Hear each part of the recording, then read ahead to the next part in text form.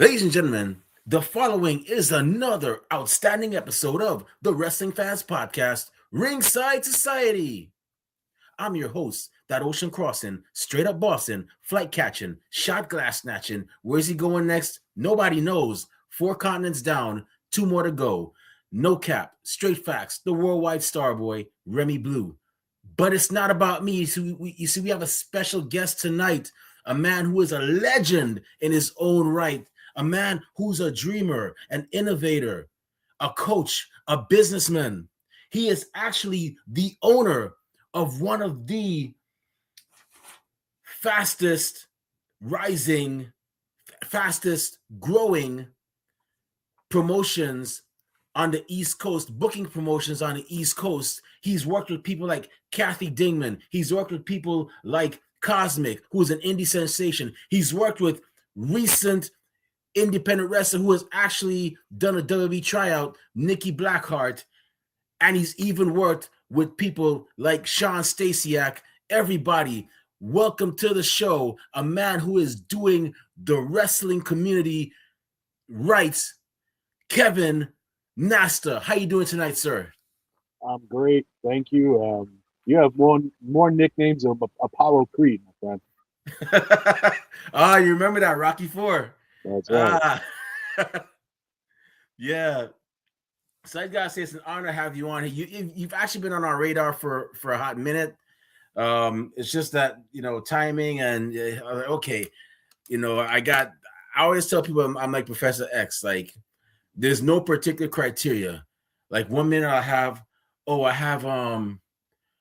Erica Demia over here. But then wait, her father's also a wrestler too. But then there's somebody over in California I want to have on. And then there's two people, a tag team in Texas. And then there's somebody overseas that I want to have on too. So it's just a matter of like who I should have on first. It's just like it's all scrambled up.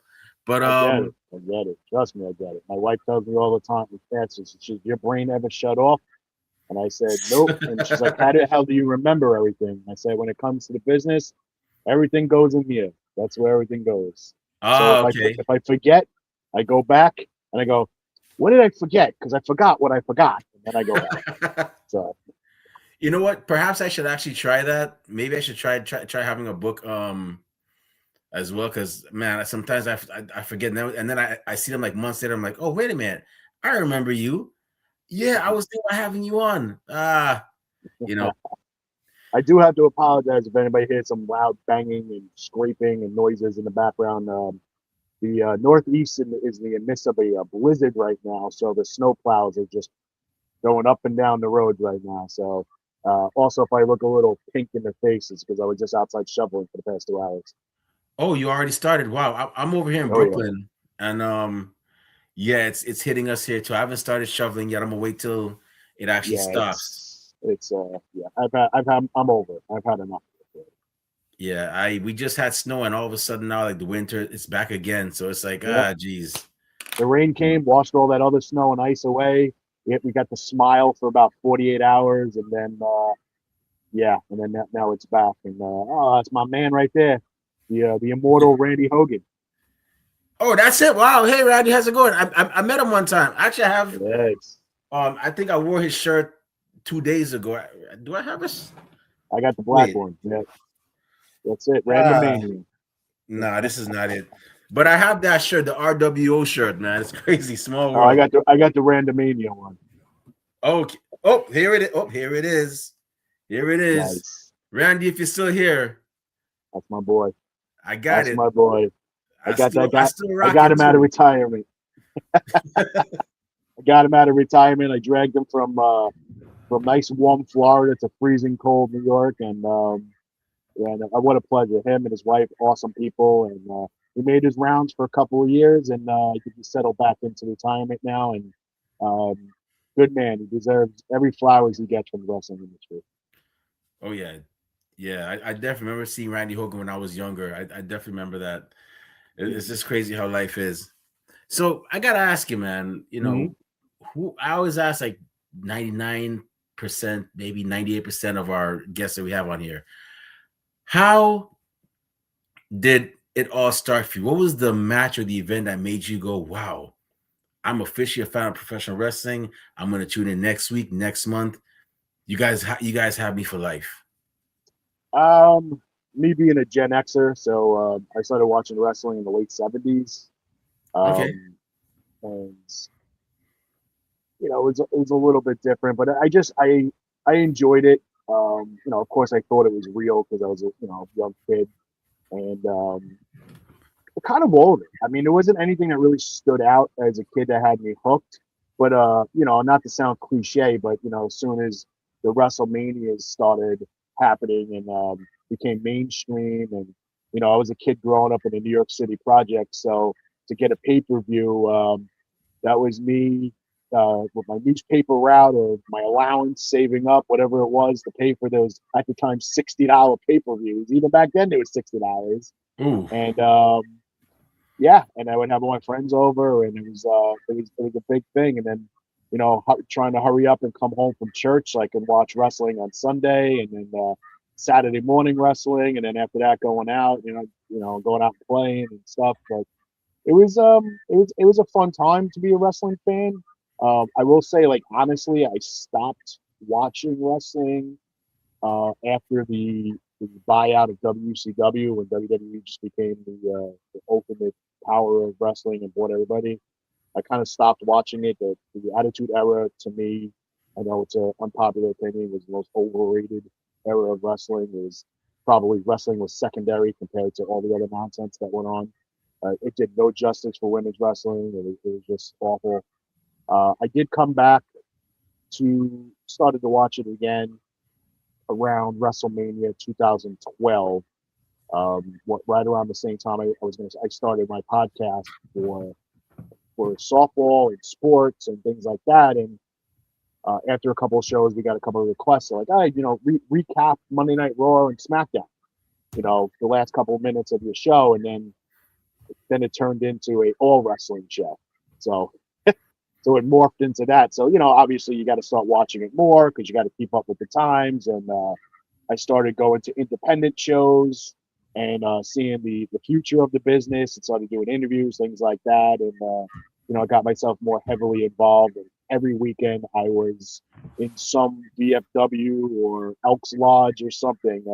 It wasn't a weekend that I was home. So it was a crazy run up until right after COVID. We, we ended our podcast in 2020 halfway through the COVID season because we were checking in on some certain wrestlers, doing some interviews, saying, "Hey, what are you doing to keep in shape? What are you doing diet wise? What hobbies have you picked up to keep yourself busy so you don't go stir crazy in the house, and things like that." So it was a kind of a balance. It was a high, and I think wrestling does that all itself. Wrestling has its highs and lows. So I kind of was on that roller coaster by myself. And then the more and more you pay attention to the wrestling industry, you realize the industry itself does highs and lows like a roller coaster. Oh yeah. Yeah, definitely. I always had the speaking of the Attitude Era, I have an unpopular opinion. I've always liked the Ruthless Aggression era better than the Attitude Era because it was like they just relied too much on Yankee sophomoric crap. jokes, borderline X-rated innuendos, and I mean, Yeah. granted, that was fun, but I was like, when I compared it to, I'm like, I think I like the Attitude Era better, not Attitude, the Ruthless Aggression era better. Only thing I didn't like about the Ruthless Yeah. Aggression era was two things. One, the wrestlers always had to bleed in the match. I'm like, why do you have to bleed? Like, no, you're giving them too much.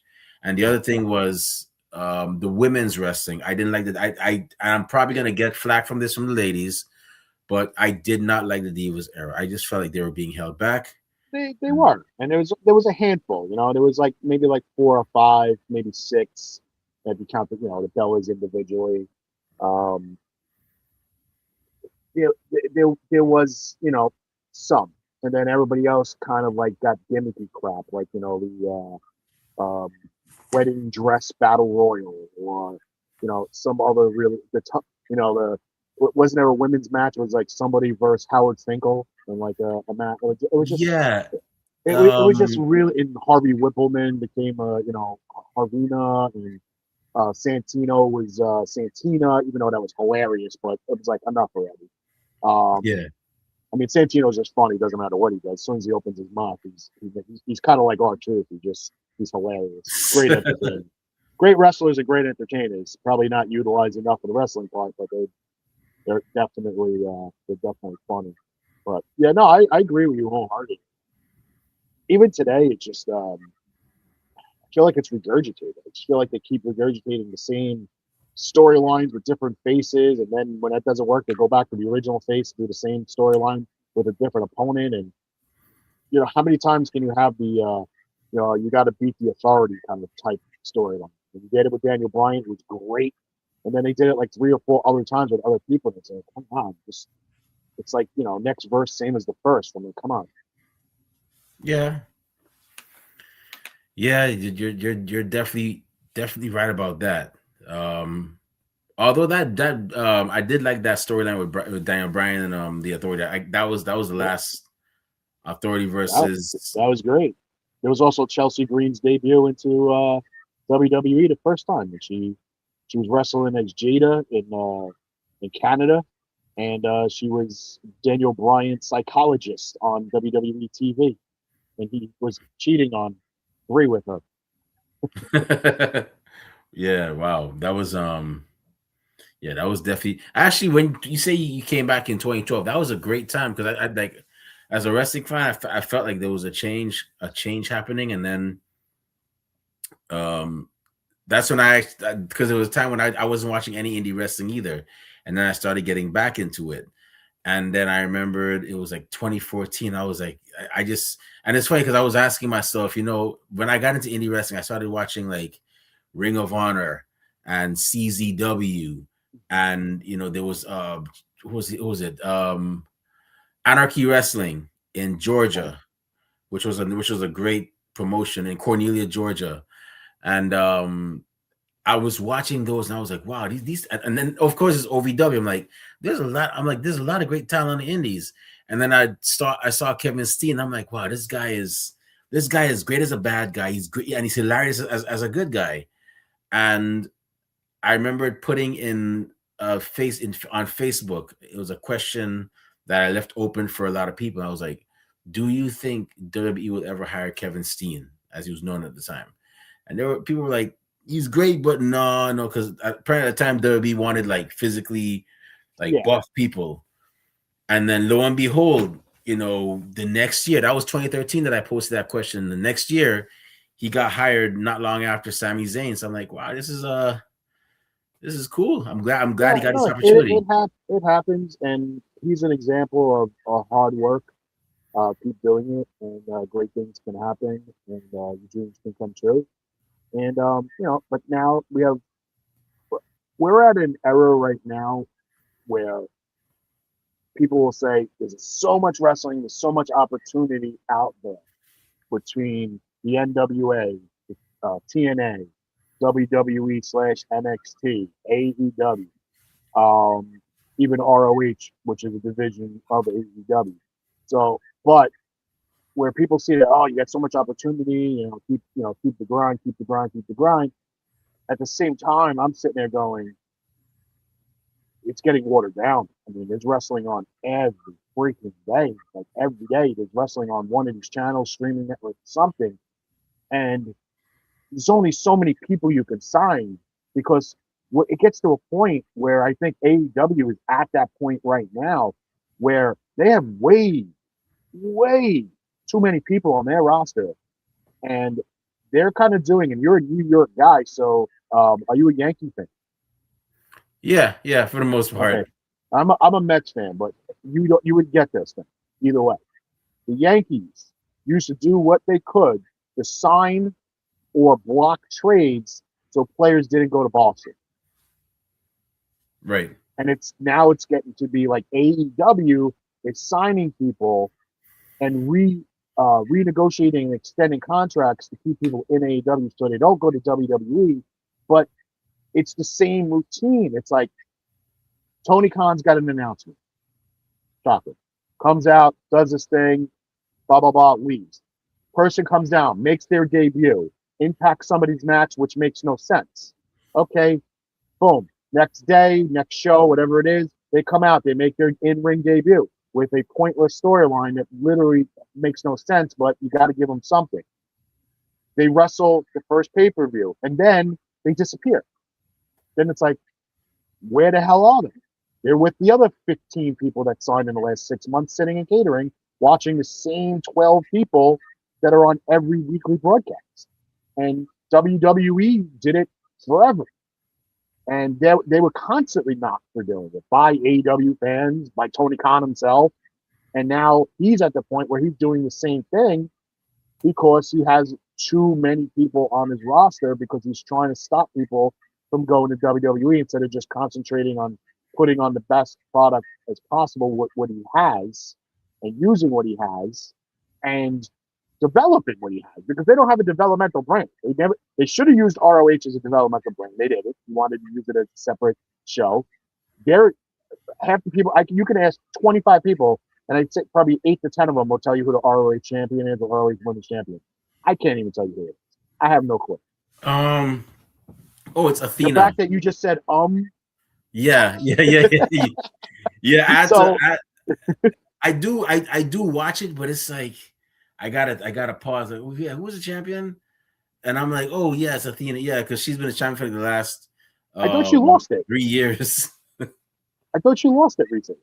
No. She still has it. She No, still has it. so that's all. Yeah, I don't think so. But yeah. I mean, they should have got a centralized base, like Full Sail with WWE. Centralized base, use ROH, do house shows and developmental with ROH, produce talent instead of rushing people through the TV program, and then you're exposing them on national TV about how bad they are. Like Jade Cargill, she was terrible at AEW. I mean, not saying she's pristine and super perfect at WWE, but comparing her matches with AEW to now, it's like night and day. Now she knows when she comes down the aisle what camera angle she needs to pay attention to. She knows how to play the fans. She knows how to cut a promo. She knows she actually has a little charisma now. And now she's got the battle going on with Jordan Grace. So now you got two powerhouses. She didn't have that at AEW. She just ransacked like Goldberg edition through the whole women's division, and then poof, she's gone. Right. Yeah, I think what he should do is actually like either use because QT Marshall has a school down there. He has a school. I think it's the Nightmare Factory.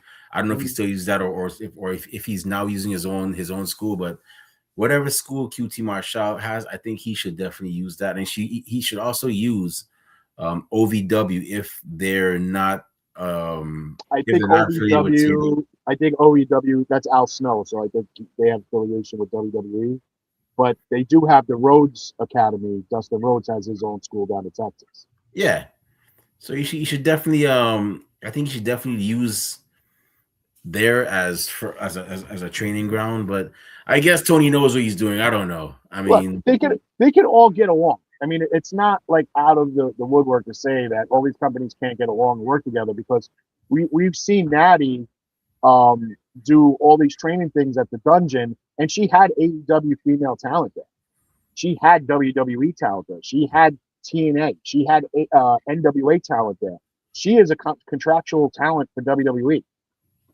Nobody, I mean, that would have flew years ago with Vince, but Triple H understands the company, and he understands that, look, sometimes you got to play nice because somewhere down the road, that person that you might have shunned 3 years ago is going to become a free agent, and now you want them. Now, you got that. Go screw yourself. Go kick rocks. You remember how you treated me 3 years ago? So he gets it, and I think people just need to be more patient. There's so much stuff, with TKO, which may not be the greatest home for WWE, but it is what it is at this point. This is the way it's going to be now. So just relax, everybody, and let the people who do wrestling do wrestling. They need to adapt to things. They've changed networks, like 4 times in the past 10 years. So, now they're on Netflix. So they got to adapt to stuff. Everything's different. You could do stuff on Netflix that you couldn't do on Peacock, So you got to, and then the wrestlers that they're using, they have to adapt to it too, because there have been, Randy Orton's been working, 20 years, and he had to adapt to how many different generations and evolve himself so he can keep up with the times. John Cena, same thing. I mean, the guy finally left. The guy can't even stand up straight. And, he finally left the company. But these guys that have been, with the company, that, toting the company banner for all these years, they have to evolve with the times as well. They can't be the same guy, for the last 20 years. They get, they had to do attitude era was different. Ruthless aggression era was different. Then you had the current edition, but the current edition had Peacock, then it had Netflix, it was YouTube, then it was another network. So they have to do different things, They can't rip off A bombs and F bombs and things like that on national TV, but maybe Netflix they can do it. So they have to change. Wrestling's going to change. It's constantly an evolution. The business, like I said, it's ups and downs. So people, it's very easy for us to sit there. We do it in sports, baseball, football, basketball. Oh man, I would have did this. Oh, I would have did that. I would have used him in this spot. Blah blah blah blah blah. In wrestling, you get the armchair quarterbacks. You get the couch creatives. So just enjoy the show. You're at the highest point of wrestling. I'm 50. This is the highest point of wrestling than there is in my lifetime because there's so much available. Yes, it's a good thing. Yes, it's a bad thing. But you don't have to be forced to watch one product. You have a smorgasbord of freaking product to watch.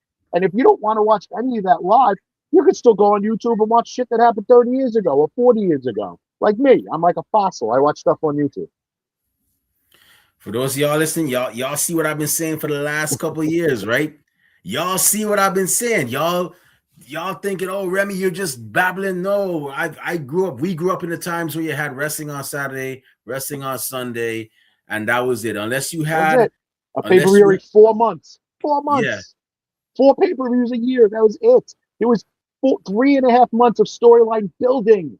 Absolute building. Where you would get to the day before the pay-per-view, and as a fan, you were drooling at the mouth. You could not wait to watch that pay-per-view. And when you watched it, you weren't disappointed.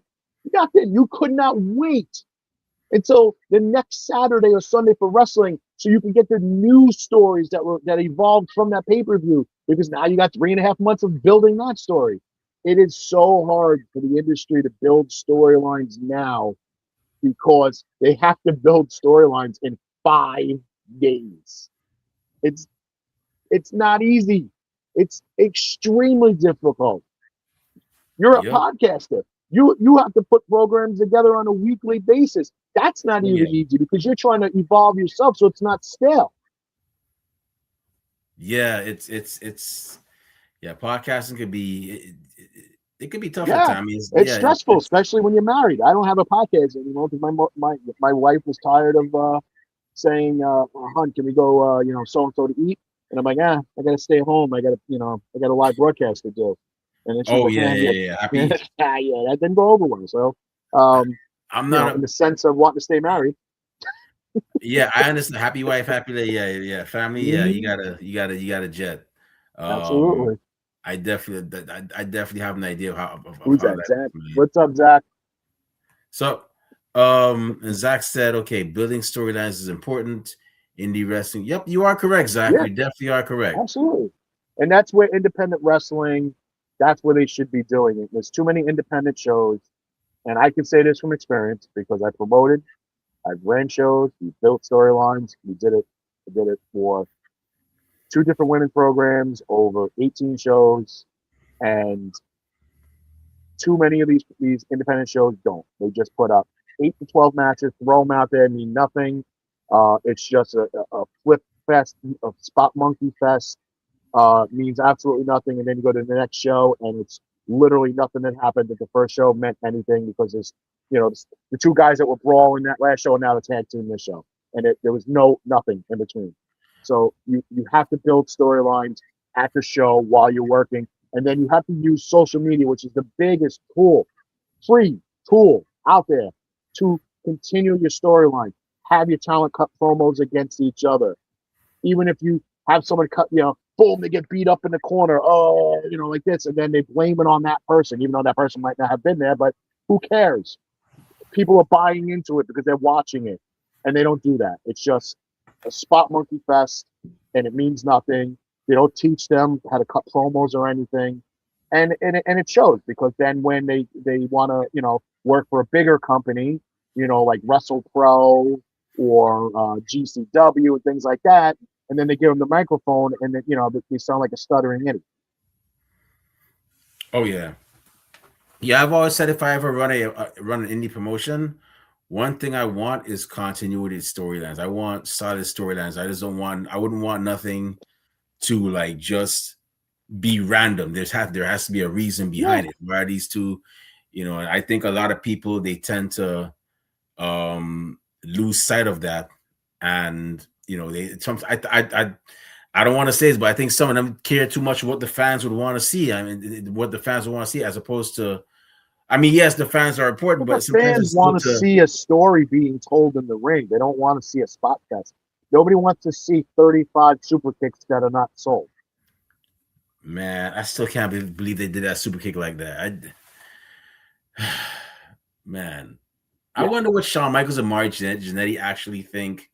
I know Chris Adams must be rolling over in his grave right now it's because it's it's ridiculous. seeing Like I can't even when I watch that I can sit down. I'll invest myself. Say, all right, I'm going to sit down and watch this. The first move that I see not sold, I'm done. I just turn it off. I'm like, I can't watch. This is, and I hate to say this is why I can't get invested in AEW. I've watched so many matches where guys just no sell moves and then pop back up and then super kick. You just got power bombed, pop back up and super kick the guy. Tell me on what planet that makes sense. yeah, it doesn't.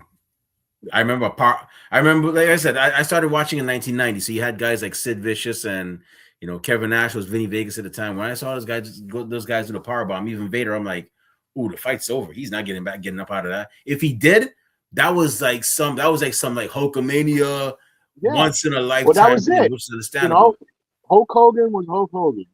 He was the man. He was the guy that was going to kick out of everybody's finishes because he was the golden goose. He was the industry bar setter. He made the money. He and Vince changed the industry. If WrestleMania 1 fails, we're not having this conversation right now. Oh yeah. Or maybe we are, but on a different with a different insight. Because remember, they had the indie thing and everything, so it probably would have been a different conversation. Um, It's possible. I mean, at that time, you got to remember, Vince bought everything. There was no competition left. The NWA was dead. AWA was WCCW, gone. WCCW, and Cornette were on the brink of bankruptcy, and if WWE would have failed, that would have been it. Nobody would have had a home. Nobody would have had money. It would have been an absolute disaster. I mean, we wouldn't be talking about 17-time champ John Cena. We wouldn't have been talking about 16-time Ric Flair. We wouldn't have been talking about any of this. Kevin Steen. We wouldn't, ROH wouldn't have been a thing. So it all happens for a reason. But when you're at the highest point of professional wrestling, which we are right now, because of how much is available and how easy it is to access wrestling and what you want to watch, because it's on different, free streaming networks and other paid networks and things like that. You can be selective. You can be a particular fan. Or you can be a fan of it all. You know, I watched the WCW when Hogan and Savage and all those guys left WWE. You know, I didn't feel betrayed.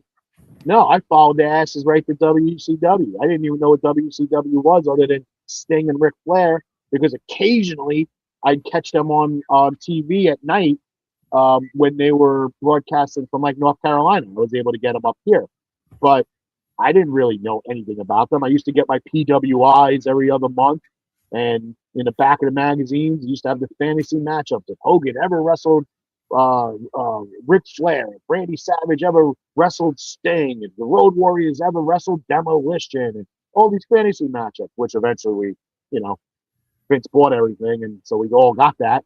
But yeah, I mean, that was fun. WCW versus WWE, and I'm not being biased because Eric Bischoff's the exclusive talent of my brand, but 83 weeks.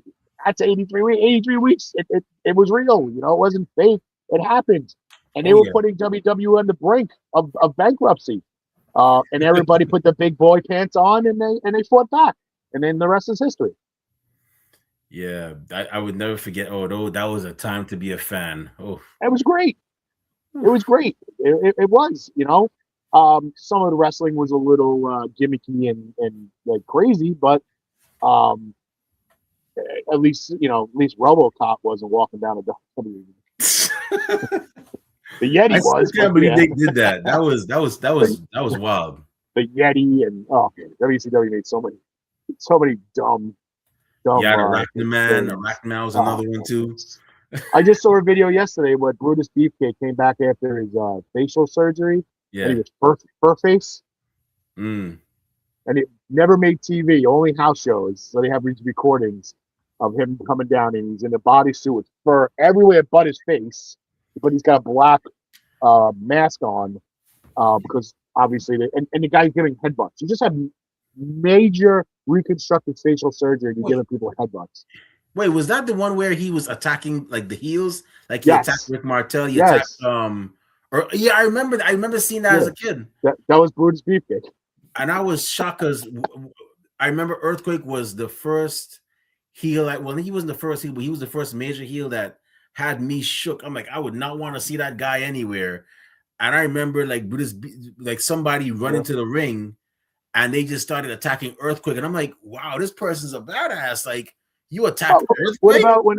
What about when Hogan was wrestling when Earthquake came out of the crowd to do the push up challenge on the what was it Dino Bravo's back, Yeah, and that's how Earthquake became a thing. I mean, look, we believed it back then. It was believable. Like, oh my god, they just grabbed this random fat dude and Jesus Christ, this guy. We didn't know who he was. We didn't have access to the internet and stuff like that, and be able to do research.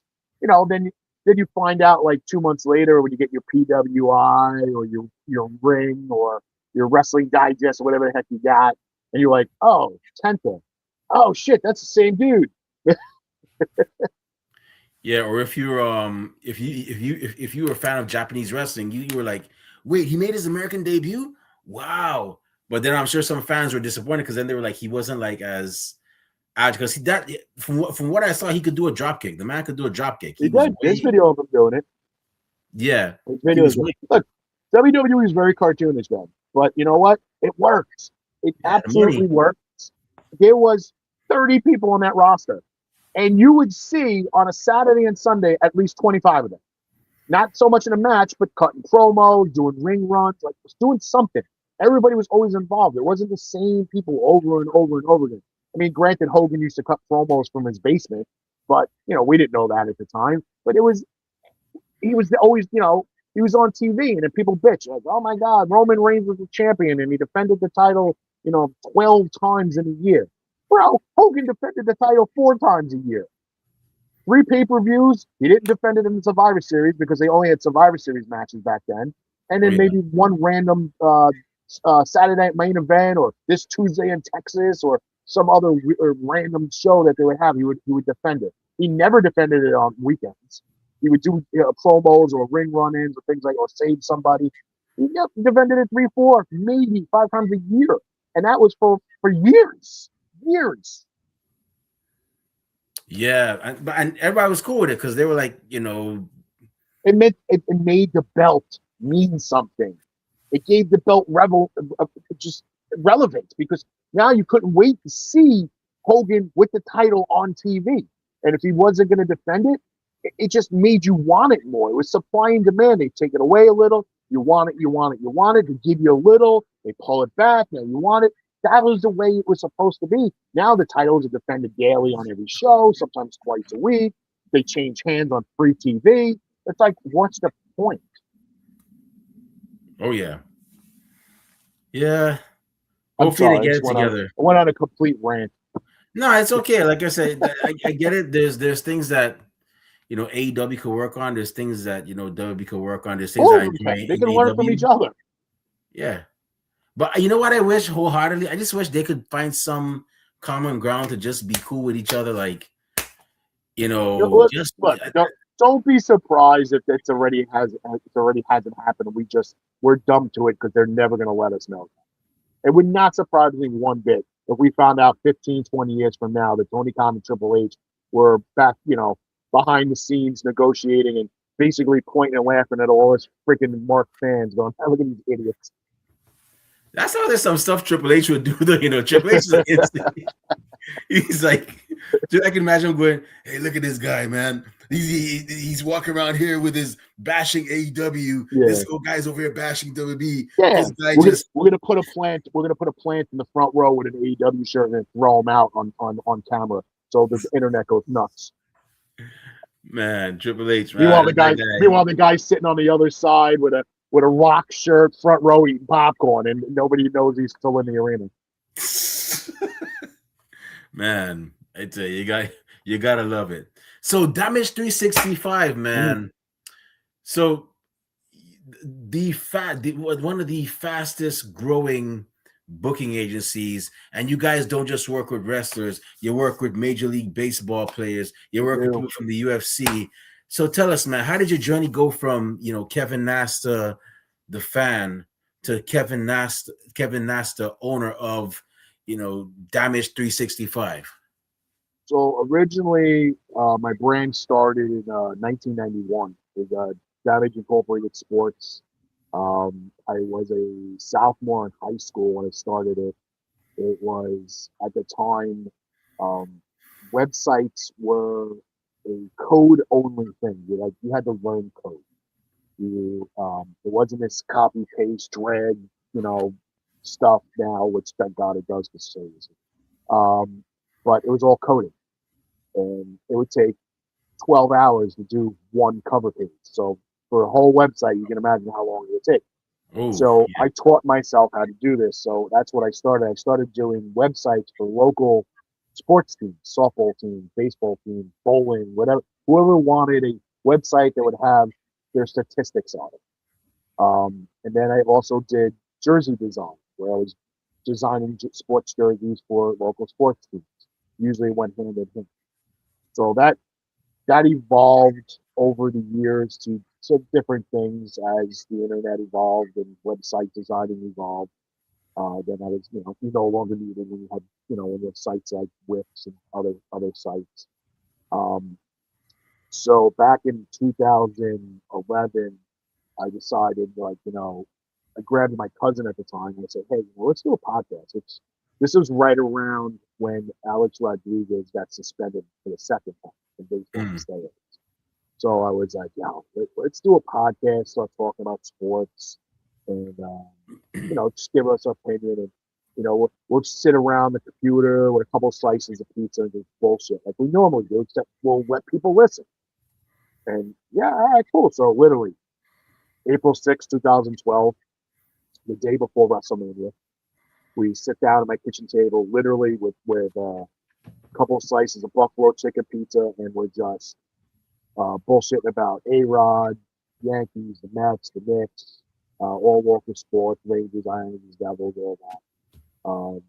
And then, of course, A-Rod came up in conversation, blah, blah, blah, blah. And then we started talking about Mania. God, here's the card. And then we started doing our pick. Hey, I'm going to take this person in, this person in, and that. So we did all that. And then that was recorded. We put that out there. Audio was absolute garbage. Absolute drizzling shit. Because we didn't have, external microphones and all this other stuff. We were doing it based off the internal laptop, computer, microphone stuff. So it was terrible. But people liked it. They were just like, "Yeah, this is interesting. I wish I could call in. I would definitely love to, maybe argue a point, things like that." And I was like, "Oh shit, we could do that." I'm like, "Sure." So the next show, I literally went online and I bought external microphones, a router, a hub, HTML extenders, things like that. So we can, if we had extra guests live at the studio, we can give them their own microphone. And then, we wanted people to call in. I didn't have a switchboard. So I was like, all right, well, what can we do? It's like, let's just use my cell phone. And I put my cell phone on a cup. So the speaker went into the cup and it would magnify the sound. And then I had a Bluetooth speaker underneath the microphone. So if anybody called in, the speaker would put their voice right into the microphone. So nobody Okay. even knew that it was a Bluetooth speaker that people were talking through my phone. They actually thought it was like through a switchboard. So we had it, it was set up, wires everywhere, but it was set up, and and we just every week we just started talking, talking, talking. Then we found it was more and more wrestling, more and more wrestling. It got to the point within, I would say, 15 months, the show was all wrestling. So it went from a half hour and 5 minutes of wrestling to 45 minutes all wrestling. Then it went to an hour. Then it became 2 hours. Then we had a 2 hour show, and I had people calling in. We did roundtables because the more and more I got involved, the more and more independent shows I was going to, more promoters I met, more talent I met. We would do interviews on site at the wrestling shows if they had like former WWE talent or WCW talent. We'd grab interviews. We played the interviews on the show. All our shows were live, like yours. So if we screwed up, everybody got to hear it. It was real. People loved it. It was not edited and sugar coated. If you said something stupid, you had to suffer the consequences for it. But it was great, and we decided in 2012, the end of 2012, like we should start going to like conventions and stuff, marketing. So I went online and I had pens made with our name, koozies, lanyards, laminated business cards with the QR codes on the back of the site.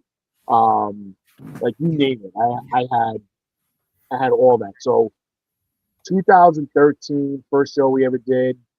We went to, which was a show in New Jersey called Legends of the Ring. We did a show there, and we set up a table, and we had some talent come over, Al Snow, Rhino. They came over, did some interviews with us, and we were, bullshitting, handing out stuff, giving stuff out, trying to, market ourselves and promote ourselves. We started to grow more and more. So, I'm walking around, and I'm like, wow, there's such a ton of wrestlers here. And so I started talking to some of the vendors, and I'm like, like, how does this all work? So they explained it to me. They're like, yeah, you should bring a wrestler and have them sit at your table with with you guys. Add a little credibility to your show. That's you got a wrestler to sit with you guys. If he's vouching for you, then you're worth listening to. And this is before everybody was podcasting. I mean, 2012, the only podcasts there were like former WWE talent that was doing podcasts. There wasn't a lot of podcasts out there, so we really Oh, didn't I have any know. competition. Yeah, we didn't have a lot of Yeah, competition back then. because Um, that year is when I actually because I've been dealing with podcasts on and off for 13 years. Well, yeah, 13 years. I remembered I saw my mentor George Alonso. He was doing the Roman show, which was I guess a media platform. It wasn't I say it's a media platform, and this was when WrestleMania was in Miami, and I saw him interviewing Maxine from NXT. So, and at that time I was like, man, I've been a fan for all these years. I want to be a part of it in some other form. Not as a wrestler. I'm too old to be a wrestler, but I definitely want to be involved in some other shape or form, some other degree. And I saw him do it. I was like, you know what? I want to do that. That's what I want. I want to interview people, interview wrestlers, and so on. And I crazily enough, I didn't talk to him that day, but like later on that year, we'd end up talking. And then by the next year, 2013, I was part of his podcast. And I remember like when I looked around, there's not a lot around, not a lot of podcasts around here. I knew yeah. there were a few, but not a lot. And now today I look at it, it's like everybody has their Oh, podcast. Like, everybody. sheesh. Yeah, everybody's got some kind of podcast, video, vlogcast, some uh, Twitch, all this stuff. So I mean, which is each his own. You're making money on it, awesome. More power to you. I love it. Um, but it's a lot harder now to gather a following and things like that. So we had to grow. So we after we did Legends of the Ring, we decided we were going to do big events, and so we're like, all right, we're going to go to Queens, we're going to do this. So we actually brought out because we went to a Jersey Championship Wrestling show, which was our first ever independent show, and literally we walked in and we interviewed Ricky Reyes, Ricky Otazu, who was the promoter at the time, and a young tag team called the Down Boys. The Down Boys consisted of Steve Gipke, who was just featured on WWE TV as a security guard. He wrestles as Dark STG, and Okay. Tony Vincita. That's his Hmm. cousin. So they were 17 and 18 years old, respectively. First match they ever done. That was our first interview. We also interviewed Al Snow later that evening. Um, so we said, you know what, come to big event with us. You know, we'll try to market you guys, try to promote you guys. You know, at least help you network with the people that are there. And that's what we did, and we've been doing that ever since. We're not part of the podcast anymore. We strictly went full promotional company around, I would say, 2013. We went full promotions. We kind of left the podcast away from the show, but we're not only about bringing out the big name. You know, it's not always it's, and I say this all the time, and I hate to say it because it kind of sounds condescending. Anybody can get a recently released talent to show up to a show with them at their table. If you give them enough money, they'll go. Some of these people don't care. They don't have any morals, scruples. They don't. They don't do research. They don't even know who they're dealing with. They just see dollar signs and they're working them. And it's crazy, absolutely. But again, I never would tell anybody to, take money out of their pocket. But it's easy. You know, I can contact somebody and say, "Hey, I want you to come to, WrestleCon with us in Vegas. You know, what is it going to take?" And they'll be like, "Oh, $4,000." Oh, here you go. Anybody can do that. We used to do that at the beginning. Guess what? If I would have kept doing that, we wouldn't be having this conversation because that's how you go, bro. So you need to book smart. You also need to give back to the industry. Giving back to the industry is not just booking high end talent, because if you book high end talent, you have to have high end prices, and fans don't want that. Wrestling fans are very loyal fan base. They will spend their last dollar on a meet and greet with their favorite wrestler. And I don't feel that they need to spend their last and only dollar on one person. They need to budget themselves, work their way around the room so they can stretch their money out as much as possible. So I'm not going to be bringing in, $5,000, $6,000 talent that I have to charge $60 to $80 a head or $100 for a combo, because some of these wrestler fans show up with $100 and they try to stretch that out, and I respect that. So I bring in a mix, especially a big event, because that's the big one in the Northeast. I Hmm. bring in a mix. I bring in some talent of the past. I bring in some talent of the now, and I bring in some talent of the future. So whether it's Rita Chatterton, the first ever female referee in WWF history, or Debbie Combs, a multiple NWA Women's World Champion, or Thunder Rosa, who we were the first one ever to bring in Thunder Rosa. And, I don't need to go through her resume. She's one of the most decorated and well known wrestlers around the world, not just the United States, but around the world. You know, we are working with Erica Damia this March at Big Event. We also, at that same big event, are going to have Sweet Saraya Knight, the mother of Paige. So we're going to have the first ever mother-daughter pro photo op. It's never happened before. Okay, we've had Izzy Morena. We've worked with Holiday. We've worked with Cowboy Bob Orton. Eric Bischoff is a exclusive talent of ours, as well as Sean Stasiak, the Blueprint Matt Morgan, Brad Maddox, Sweet Saraya Knight, CJ Dunning, who worked with WWE for 10 months. And she's more well known because of her Trumpkini than she is with her wrestling, but it don't matter. Wrestling fans want to pay and see anybody who had a connection to their favorite company. So if she was at NXT, they want to meet her. They want an autograph. To them, wrestling fans are completists. They always, I got a project, I need to complete it.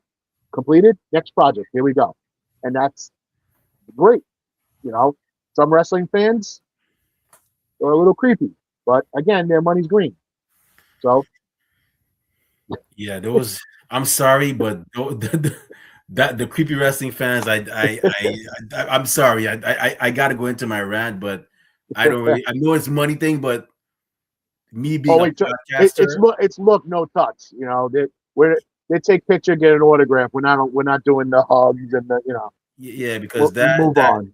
that Yeah, kind of pisses me off. I don't mean to say piss off, but well, because it's my it's like, responsibility for the safety of my talent, so I'm not going to allow them to be felt yeah. uncomfortable. But then I look also good at this. When they go and do that, and especially if they're a guy, now the wrestlers are gonna think that I'm like that. When I'm actually a podcaster that's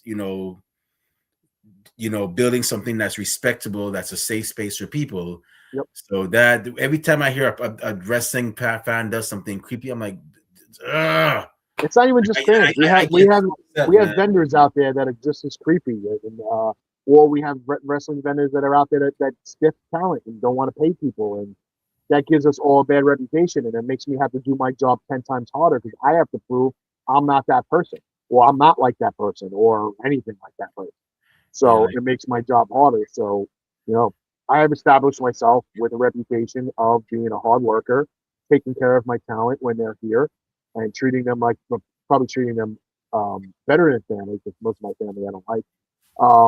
And they come here. I've had talent stay at my house. That's how comfortable they feel. They're like, "Oh, I'll just stay at your house. We'll bullshit. We'll stay up all night. Watch TV." And most of them come here. They're like, "Oh, well, I'm in the Northeast, so I'll come in here. You got to eat pizza." Okay. So, that's great. especially from the Midwest or from Florida, that pizza is disgusting. Yeah, that's great that they have that trust. I remember, the Princess Victoria. I know you remember Mhm. Princess I Victoria, know. first Yep. ever.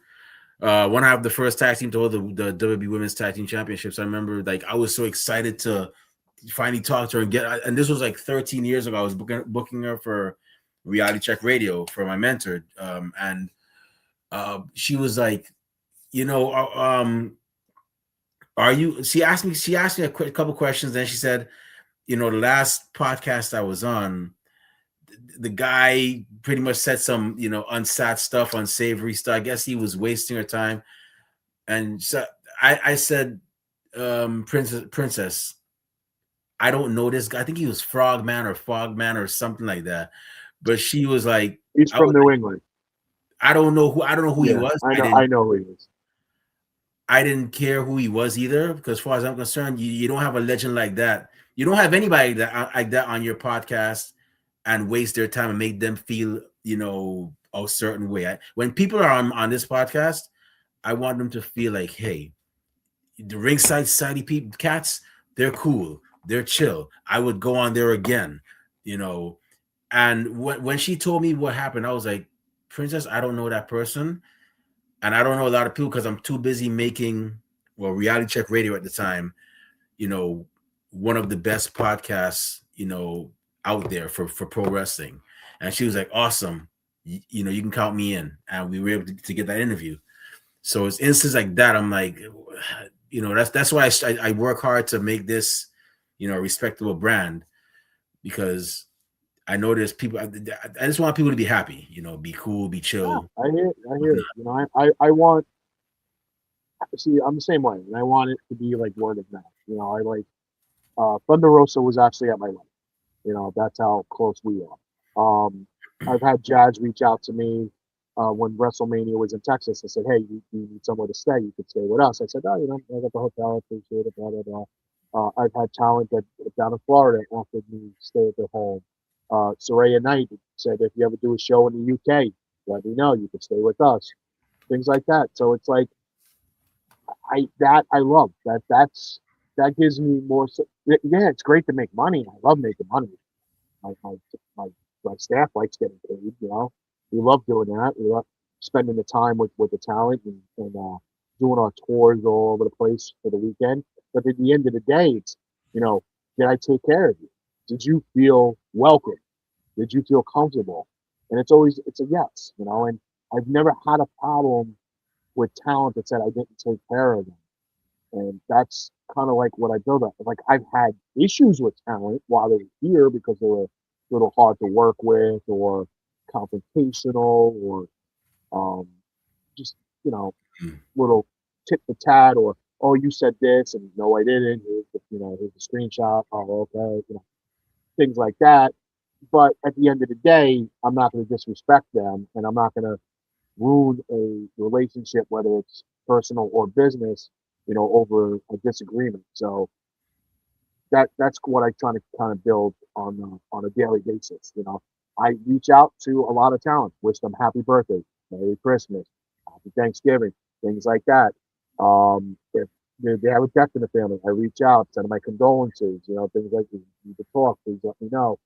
You know, there's not many out there that would do that because a lot of these vendors are fans converted to vendors. They don't have business savvy. A lot of them do. They're cash grabbers. They try to do a show, get a quick buck, then they'll disappear for a little while, then they'll come back and try to do it again. Um, some of them I have a lot of respect for. A lot of respect for. They work hard. They bring lots of talent in. The fans love them, and that's great. To me, it's not always about quantity; it's about quality. Um, it's easy to bring 10 people out, but is it 10 people that people want to see? And did I overspend on these 10 people? I have no shot in hell of making money. So to me, that makes no sense. Um, and I've learned, I learn every show I learn, whether it's something I do or something I'm watching somebody else do. I have good relationships with larger companies that represent multiple talents other than wrestling, celebrities and things like that. And we communicate and things like that. And, we share information and stuff like that. So, like the whole photo op at Big Event with Paige and her mom. So that is a totally different company that's bringing in Paige. Respectfully, I reached out and I said, hey, I was thinking about bringing in her mom. Would you guys be up to doing a pro photo op opportunity because it's never been done before? It's been offered, but it was, I got laughed at when I offered it the first time by a bunch of vendors who are no longer in business. So I guess that's on them. Um, so now it's going to happen. And I'm more than thrilled about it to happen. I'd Paige pay and for her that. mother are thrilled that it's going to happen. I'd pay for that.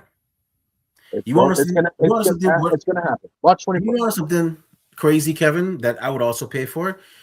If you were to bring in AJ Styles Mm-hmm. and you were to bring in Air Paris, his tag team partner from Air Raid, and we've had the pleasure of having Air Paris on our show. Great guy. I still tell him, hey, you could have been as great as AJ if you gone to TNA with him. If you had brought them in together, I would definitely pay for that. I'd Look, be like, take my money. there's a lot of combos out there that people, and there's then there's other ones that won't happen because some of the talent, is butt hurt. We I wanted to do a Daniel Pewter, Kurt Angle Ooh, photo, and that would have been. so Kurt Angle's agent doesn't want to do it. So that's not going to happen because I was going to bring Daniel Feud to the big event as well because Kurt Angle's going to be there. So he doesn't want to do a photo op together. So I was like, all right, does it really pay for me to bring Daniel Pewter to big event for um, just to get autographs? He's just going to sign autographs, take photos with fans, and then Kurt said he'd still sign the photos with Daniel Pewter on it and his signature, but the lines are going to be so long at big event. Does it actually benefit me to bring Daniel Pewter? So I'm probably going to be bringing him, and this is a spoiler by the way, to a smaller event that's going on. I think it's called Spring Bash in Long Island. K&S WrestleFest is running it, and Kurt Angle is going to be their big name, and we're going to bring Daniel Pewter to that one. It's a smaller event, which means the people that are going to be waiting online will have all opportunities to be able to get to Daniel Pewter because they're not going to be online for 16 different people, 16 main eventers.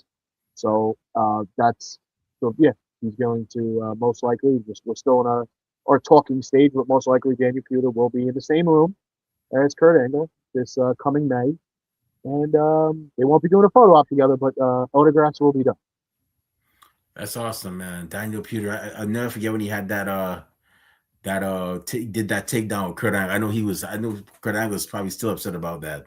You know what? It's weird because I spoke to Kurt Angle about it, and I said, would you ever do a photo op signing with Daniel Pugh? And this was probably about 5 years ago. And he's like, well, why would I? I don't care. Why would I care? I'm like, oh, all right. Well, I didn't know what kind of history you guys had, with each other and things like that. I know things were said. He did a podcast, talked some shit about Pewter, and Pewter talked some shit about Angle, and things went back and forth. And then, Kurt Angle's boys from the locker room had some shit to say about Pewter and things like that. And, you know, as we all know, there's three sides of the story. There's Daniels, Kurt's, and then the truth. And but then now I reached out to the vendor, and he reached out to Kurt, and they had their discussion, and then it came back to me that that they didn't want to do it, they didn't think it was a good idea, and I said, okay, I respect it, moving on. But I would never put somebody in a situation to just show up with him and do that and just put somebody in an awkward position. So, like I said, I respect other people who do this, and they have my respect as long as the respect is passed along my way as well. There's a lot of people in this business that don't belong. There's a lot of people in this business that are shady and unethical and questionable when it comes to some of the things they've done in the past. But as long as it doesn't involve me, I'm not getting involved because it's just this is as big as the wrestling industry is. It's not big. Everybody knows everybody. Every talent knows everybody. Every promoter knows every promoter. And once word gets out of something disgusting, I don't want to be involved in it because I don't want somebody to link me to that. I've had people try to drag me, to no avail. They fail. So now they're just making asses out of themselves on the internet. So, I'm still here. I'm still doing what I love. I still run a legit company. And, that was the one thing I said to myself from day one. I said, if I'm going to do this, I'm going to do it right. I am a tax paying, bonded company, sole proprietor. So I pay taxes. My company's legit. I'm not a fly by nighter. I have probably more marketing material with my company name on it than I own pairs of socks. So it's just it's spiraled over the last 14 years where I had to evolve. I needed a curtain, got curtain. Then I needed table runners, got table runners. Needed tablecloth, got tablecloth. We got sweatshirts, t-shirts, hats, lanyards, keychains. Uh, Jesus Christ, we have our name on freaking. We even have a coffee mug. I have a Christmas ornament hanging over there with my damn logo. I mean, we have we're everywhere. So, and then you have to. That's what you have to do. It's also a tax. Yeah, you gotta let them. Yeah. You gotta embrace your brand. You gotta let people know, man. We have some merch too, but it's not to that extent. But yeah, we We get people that every time we launch a new sweatshirt or t-shirt or something, we have a couple things. That my sweatshirt. Oh, yeah, shit. How would I say no? I'm like, I'm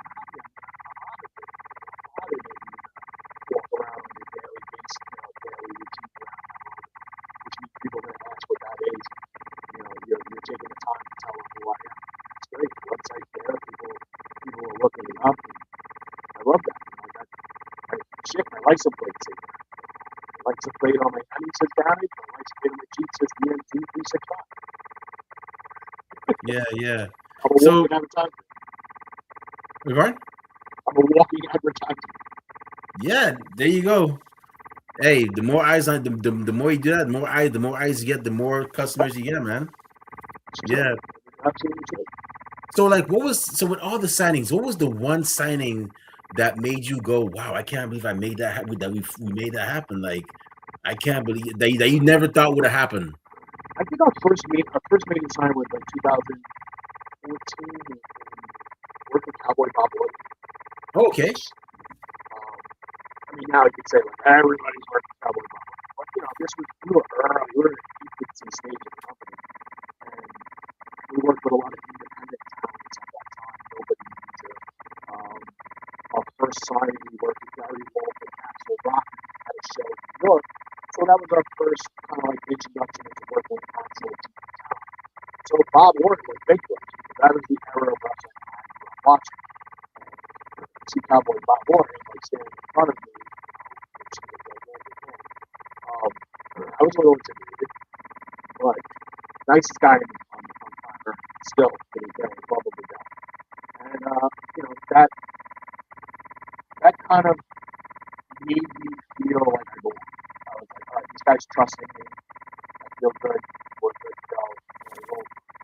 The one that I actually did that was like, holy shit, it scared the living shit out of me. So, WrestleMania, Orlando, Florida. I think that was like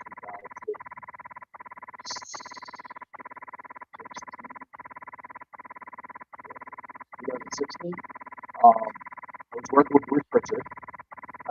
Bruce Pritchard, Mia Trinidad, April Hunter, and Amber O'Neil, former NWA, and Eric Bischoff. Bruce got me the booking with Bischoff. That was the night that DDP was inducted into the WWE Hall. Eric Bischoff was inducted. So I haven't even met Bischoff yet. I met him the morning of the signing at WrestleMania. And he was still drunk from the night before from the induction ceremony after our celebration. So it was coffee and water. But scared the shit out of me. I was so in my head, Eric Bischoff from WCW TV. That's what I'm thinking. Eric Bischoff is one of the nicest guys on the earth. He's a business savvy man. The guy knows what he wants. He gets what he wants. He's smart, financially intelligent, well spoken. If you listen to the podcast, the guy knows what the hell he's talking about. He's not bitter. He's smart. Such a pleasure to work with. We've worked with each other every year moving forward, including WrestleCon the following year in New Orleans, and then again in New Jersey, and so on and so forth. We worked with a big event. We worked with him at Heroes and Legends in Indiana, Tennessee. Most recently, I brought him to the Portland Wrestling Expo last year, Oregon. And then he came to me one day and he said, hey, I got a lot of shit going. This was before Hogan passed away. He said, I got a wrestling company that we're worried with. I got a Hogan Theater thing going. I got ABC Weeks. I got blah. Can you handle my bookings? Holy shit. Eric Bischoff just asked me to be his agent. Absolutely. I'd be a moron to say this man just trusted me with his freaking business. So that was the biggest, to me, mind-numbing experience of, wow, what just happened. And, we represent 5 others as well. And I'm honored and blessed to have these people trust me with their business. That's big right there, because of the fact that goes to show how good business you do, that you have Eric Bischoff, who is well known. Anybody knows who that man is. He actually entrusted you to handle his bookings. That says a lot, man. It does, and it's and it's also helped me get other business, because they hear, oh, you represent Bischoff, absolutely, absolutely. We represent Matt Morton. Yeah, we represent Brad Maddox, Sean Stasiak, CJ Dunning, Nikki Blackheart, who just had her WWE tryout, as you mentioned earlier in the intro, as well as Eric Davina, who we're working with in March. We got her tryout too. So we kind of know.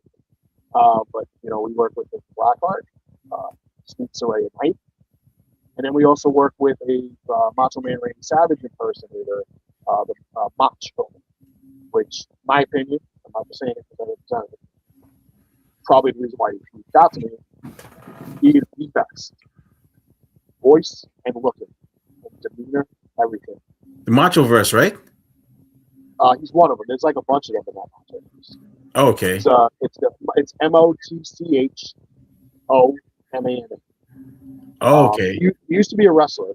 He was like Vin something. Um, Okay. but he is. I mean, Lanny Poffo when he was alive, rest in peace, Lanny Poffo. Wife also worked there. Um, said he was the best. Spot on. But he said if he was in the other room and heard him talking, he would think his brother was still alive. Man, So that's great. I always wondered how the conversations between those two guys, because I'd always joke and say, could you imagine a young Randy and a young Lanny hanging Uh, out? And then Lanny's the stories. Yeah, well, the stories I heard. Lanny told me so many cool stories. And see, Lanny's like, you know, Randy Randy. wasn't. Randy wasn't a Randy Savage is my favorite wrestler of all time, Mhm. hands down. Everything you see in the background is Randy Savage. He was a baseball player, so Yeah. his mind wasn't on wrestling. Lanny was continued to torch. Angelo went to Lanny. That was it. Lanny was Angelo's guy. You're moving on. Your brother's going to do other shit. He played baseball. He got hurt. He was wrestling while he was playing baseball during the off season. I'm sure you know this, but a lot of people don't know it. He used to wrestle during the off season. Wasn't supposed to because it was against his contract, but he used to wrestle under a mask. And his name was the Spider. Hence the Spider-Man movie where he played wrestling. So when he dislocated his shoulder at a collision at home plate, he actually taught himself how to throw lefty. That's how talented Randy Savage was as a baseball player and it happened. And he taught himself how to throw lefty, but he was a catcher. Catchers don't. There's no left-handed catcher. There's only one that ever appeared in the. So he started playing outfield. So his numbers as a catcher and then moving to the outfield didn't really translate. He got released a couple times, moved around. After his last release, he just said, "I'm done with baseball." The story was he came home, broke or cut all his bats in half, threw him in the fireplace, and then started wrestling. Wow. I always joke and say, if Randy and Lanny went out, I can imagine how the conversations were. Could you imagine Lanny like, Randy, it's kind of getting hard to convince people that we're actually related because you always say some off the wall stuff. Who tells a woman he's the cream of the crop? And Randy's like, well, you always use those big words, and ladies don't have time to hear about that. You gotta get to the point, brother. So that's how I always imagine them were. Isn't it crazy that they never appeared in a WWE together other than the genius reading the Macho Man Randy Savage King coronation speech. Yeah. And that was it. That was it. They never, ever, even like Survivor Series, never put them in the ring together. And I always thought that, there's this young group, you know them, Dalton Castle and the Outrunners. I don't know if you haven't seen them. They're on Ring of Honor. They're one of my favorite trios. And because every time I see them, the Outrunners, they're doing this whole gimmick thing now where they're like the mega powers. They're doing the handshake and everything. And when I see Dalton, it kind of reminds me a bit of Lanny. So when I see them see all three of them together in the ring, I'm like, so this is how it would have been if the mega powers had formed an alliance with the genius. This would have kind of been something like it. They did it in their own company, their father's company, throughout the territories. They did it, but they never did it in WWE. WCW, Lanny wrestled, I think, like 2 matches, and then pretty much sat home for the rest of the 2 years that his contract was up. Look, as Lanny says, Randy made wrestling fun. He was probably the most imitated gestures and the voice and the ooh yeah and the handshake. Like everybody, like you didn't have to be a wrestling fan. If I went up to somebody and was like, ooh yeah, and they were like, oh shit, like they would know, like they knew. Savage and Slim Jim, they knew. When you did the handshake, somebody would come out of woodwork and be like, ooh, the mega powers. Like they would know. You made it fun to be a wrestling fan. You know, in the 80s, a lot of people didn't admit they were wrestling fans. And people were kind of like, you're okay. crazy cool dude. But those same people now are raising children that are wrestling fans. Ah, Yeah, man. It's I'm glad the times have changed now. You like what you like, but yeah, man. Actually, fun fact. I don't know if you probably noticed too. Lanny, and this is why I tell people that they gotta watch this. They should definitely check out some indie wrestling, man, because I see some people they're like, oh, I'm a wrestling fan. What do you watch? WWE. You watch Ring of Honor, AEW, NWA? No, it's WWE. No, not even New Japan. No, just okay. oh, so you're But then WWE. I see certain moments like Harlem Heat reformed back in reality of wrestling several years ago, and then of course we talk about the Macho Man, the same coronation ceremony that Lanny Poffo did for Randy, he did it for Jay Lethal several years ago, and I was looking at That's this. what I'm was like, that TNA? it was Ring of Honor. Oh, it was Ring of Honor. This is when Jay Lethal was like the I think he was the champion at the time, the Ring of Honor World Champion. And I'm looking at this, I'm like, in my mind, I'm like, you see, if I didn't watch independent wrestling, or if I didn't open my mind to watching other promotions, I probably would have missed this, and I probably would have missed several other moments. So that's why I Well, tell. thank God for YouTube now, because now you can relive all that stuff. Oh yeah, You can pretty much go, and that's why I always stress to like the independent wrestling. Stream your shit. Like, come on. You spent all this money on production while you're at a show with lights and pyro and speakers and all this stuff, like marketing with your names on the ring posts and everywhere else. And then you don't have a YouTube channel? What are you recording it for then?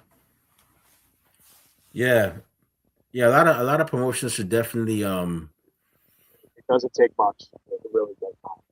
yeah, they should definitely consider, because I've seen some of them like, and I'm like, is it going to be on Triller? Is it going to be on YouTube? Like, nope. I'm like, okay, well, it is what it I is. don't. A lot of them do like live feeds, so like live stream it, and that's it. I'm like, why would you record it? Like, I don't understand. And if you do record it, why aren't you posting it somewhere? Like the day and age of selling it on, like, oh, I put it on DVD so they can buy it the next show. All right, Mister Freaking 2007. I mean, we're not there anymore. Like, literally, you can come to my house. I don't even own a DVD player. So, what good would that do anybody? Like, who the hell owns who owns a DVD player? I don't buy movies anymore. You stream it. Yeah. Or you could That's save it. them on an external hard drive. I mean, Dude, I got albums of DVDs. I got footlockers full of VHS. I got no way of watching them. yeah. So stream the shit. Like, come on. Like, seriously, just stream it. Like, I don't understand. It's free. And you can make some money. Like, I don't, especially if you have women matches, because then the Middle Eastern fans will be all over your women's matches. You'll make the most money off it. Oh yeah, definitely. So, you have more than a decade in the game, man. And I gotta say, I still can't believe that I'm actually here talking to you after all this time, Come on. man. You're So, making my head explode. I'm not going to be able to get through my bedroom door. I gotta ask you. So let's say some young guy sees you like, yo, Kevin, I like what you doing, man. You got, Erica Demia. You work with WXO. You work with all these, these stars, man. I want to do it like you, or almost like you, man. What advice would you give that young man or young woman that wants to get into Um, the get into the role of a promoter with their own brand? Being responsible for wrestlers appearing at conventions like the big event and so on. first thing I ask them is, are you mentally stable? Because usually people ask that question. You gotta be a little nuts to want to get into it. It's not friendly. When you first get in, it's not friendly. The OGs, they don't give a shit. They'll piss and shit all over you. They'll cock block you. They'll do everything. They're just not nice. Unfortunately for them, I'm a Staten Island born and raised Italian kid, and my attitude outweighed their stupidity. So it didn't bother. Other people are not like that. The next generation, they're a little bit more intimidated. They get offended. They get thick skin. So I gotta ask what their mental state is. When you take a punch, verbally, um, people are gonna shit on you on the internet. Doesn't matter what you do or how good you do it. They're gonna crap on you. Handle if they say yeah, like I'm good, I'm more than willing to help. I've helped Dave Zubin from DMZ Promotions to kind of get a little momentum going. He booked Matt Morgan through me for the last big event, and then he has it again at Squared Circle Expo in March. And I told him, I said, "There's a website, make some tablecloths, or at least buy some black tablecloths. Don't let people walk up to you and you just have a bare table with photos on it. It looks black, looks not impressive. It's unprofessional. Get tablecloth, get some pop-up bags. Um, get a printer who can make a long format printout of your talent's logo so you can hang it behind you. Always know your surroundings.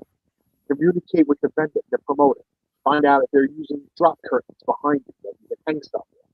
Or if you have a wall behind you, can you hang stuff off the wall? If so, can I use painter's tape or do I need masking tape? Which one is allowed? To certain venues don't want shit taped to their walls. Um, like big events, half the building is bleachers. So am I going to have bleachers behind me? So then I'm going to need like hooks to hook them into the seat for my band. Things like that. Am I going to be in the middle where there's going to be nothing behind me but another table? So I can get pop-up banners that come up behind me because they got nowhere to hang them. Like stuff like that. You need to communicate with the promoters to find that out. And then you got to buy yourself some stuff. You got to be ready for every situation. Pop-up banners, hanging banners, tablecloth, table runners. You need to have an endless supply of sharpies, gold, blue, red, gold, silver, bronze. Know that your silver and your gold are good for 2 signings and then throw them in the garbage because then they get stringy and bubbly and suck. So you're going to go through a lot of those. Order in bulk. Make sure you have oil-based paint markers, not water-based, because then they rub off on the photos the first time you emit it. Where are you getting your stuff printed? Are you printing on cardstock or photo paper? If you're printing on photo paper, no humidity takes effect on photo paper. It's a curl. So you got to make sure you keep everything flat before you get to the venue.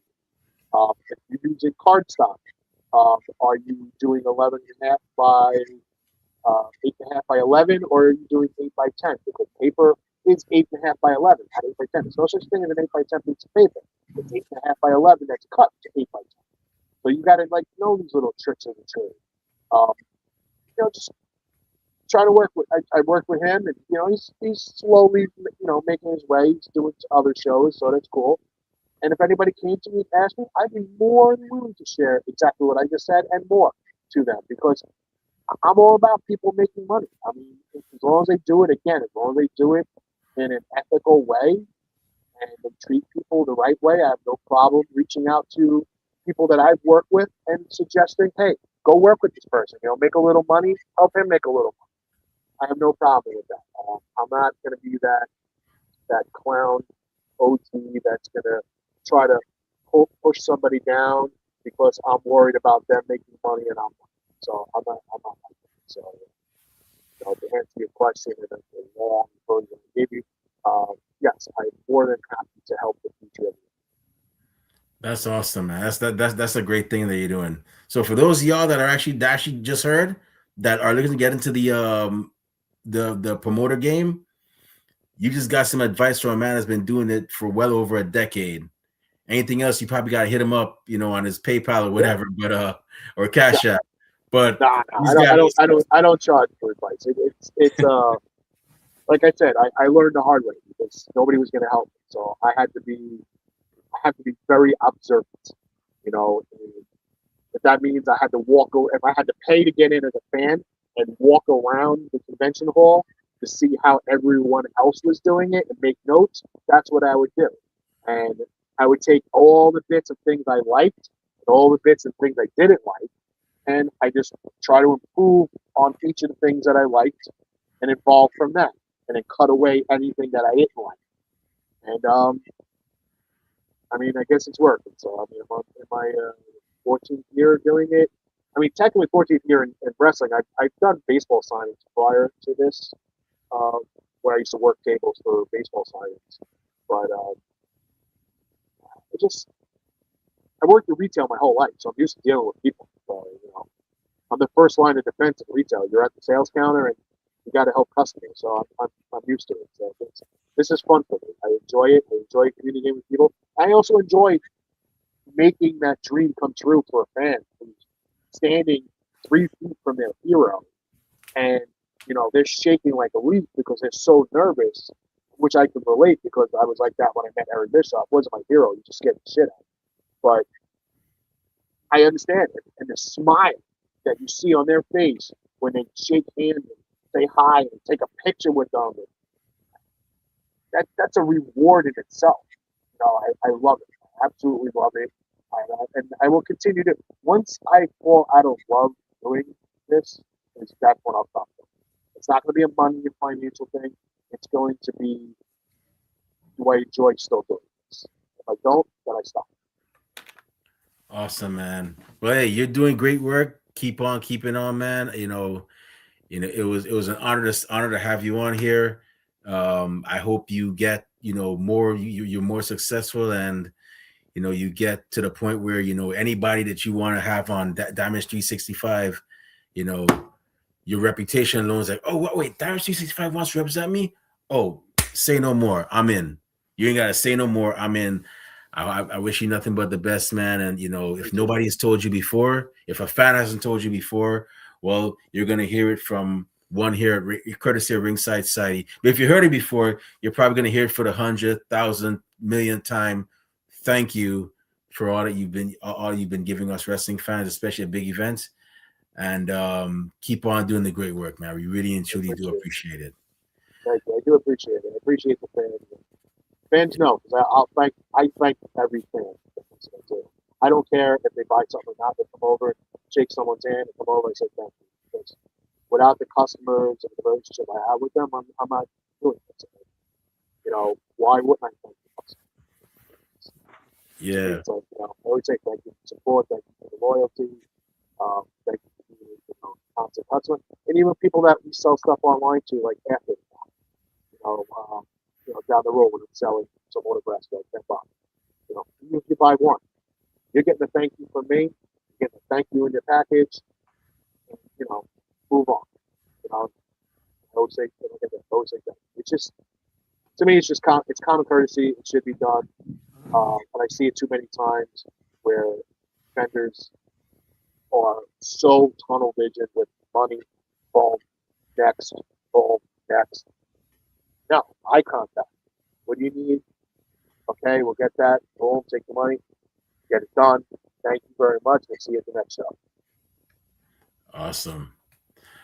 Well, once again, thank you very much, man. Keep on doing the great work. Before we shut this show down, where can fans find you on social media when they want to find out, when Damage 365's next appearance is going to be, when they want to, go get some. Where can wrestlers find you when they want to be represented by you at events, and where can fans find you when they want to purchase merchandise? I know y'all got merchandise. Yeah, well, you got it. Our main thing is D365promotions.com. It's our website. We can be reached on Facebook at Damage365, Instagram D365_promotions, Twitter is Damage365 Radio. If you don't want to change that, and also we have some YouTube at D365 Promotions. And, or you could just shoot us an email off the website. We usually have. I think we're currently right now at a 28-minute response rate, which is pretty good. All right. So y'all heard. Make sure you hit up those social media links. Give this man's company a follow. They're doing a lot of great things. If you're a fan and you're going to a big event next month, there is no reason why. And if you're a fan and you're listening to this, there is no reason why you are not on Twitter, on Facebook, on Instagram, giving this man's company a follow. Go there, give this man a follow, because he's the guy that's bringing in several of your favorite superstars that you see from the past, that you see on the indie circuit, for you to actually meet and take a picture with them. So go ahead and shoot this man a follow. And if you got it like that, cop some Damage 365 merchandise as well. It's a great feeling to support somebody. That way, if he happens to have some to get to have sign a deal with TNA or AEW or WWE, and somebody's like, yo, I just got the Damage 365 shirt, they just signed with date, you'd be like, man, I had this stuff on before he signed with them. You know what I'm saying? So That's right. that's All how the you support. retro shit. Yeah, that's how you support indie wrestling. Is another way is purchasing the merch. So make sure you give this man a follow and support indie wrestling, man. But with that being said, it's about time for us to shut this show down. My eyelids are getting heavy. My stomach is rumbling. That means it's time for dinner and maybe a nap. I don't know, maybe not in that order. But before I partake in those activities, if for those of you listening and watching, if you want to find me on social media, not that I say a lot of cool things, but I do go to a lot of cool places. You can find me on Twitter and Instagram and TikTok at the Remy Blue. You can also find me on Blue Sky at remyblue.bsky.social. You can also find me on Facebook as Remy Blue as well. And our podcast, more importantly, our podcast is on social media. We're on Twitter, Instagram, and Blue Sky at Ringside Society, Twitch at Ringside Society 19. We're on Facebook as a Facebook group. We're also on Spotify and Teespring, where we sell our official Ringside Society merchandise. We have t-shirts, hoodies, and coffee mugs. And last but not least, we have a YouTube channel where you can see great interviews like this one, like the one we had with Kevin Hernandez from Ringville, and of course, Lou Larena from Texas. You can see all those great interviews on YouTube, and to see them, it's very easy. It's not even pre-algebra. Just go on YouTube, type in Ringside Society, and once you see that really good-looking dark blue and light blue yin-yang sign with the blue flames around it, that's when you know it's us. So make sure you subscribe to all our videos, because we got some more cool stuff coming up, and you don't want to miss a thing like Aerosmith in 1998. But with that being said, we just want to thank everybody tuning in live tonight. Thank you very much. We really and truly appreciate it. We strive on being one of the best and realest wrestling podcasts a wrestling fan could, should, and would listen to. We're going to keep on bringing y'all, stories, not just from pro wrestlers, but from promoters like, Kevin, from referees, ring announcers, entrance theme engineers, even the gear makers, because you never know what story you might hear, what story of inspiration. So y'all definitely make sure y'all tune into us when as soon as you get the chance. And those y'all that really wish we would just stop what we're doing, go away, you can't handle it. Well, I'm sorry, but like myself at Golden Corral, we're not going anywhere for a while. So with that being said, I'm going to say it right now, one time for the mind, one time for the people, one time for the wrestling culture, and one time for Damage 365. 14 years of excellence. Looking forward to 14 more. We're the Wrestling Fans Podcast, Ringside Society, and we'll be back actually tomorrow with 15 minutes of fandom, which is our fan segment. We'll be back tomorrow. But until then, we just have 4 favors for y'all. Stay safe, stay healthy, be excellent to each other, and enjoy wrestling. We out. Peace.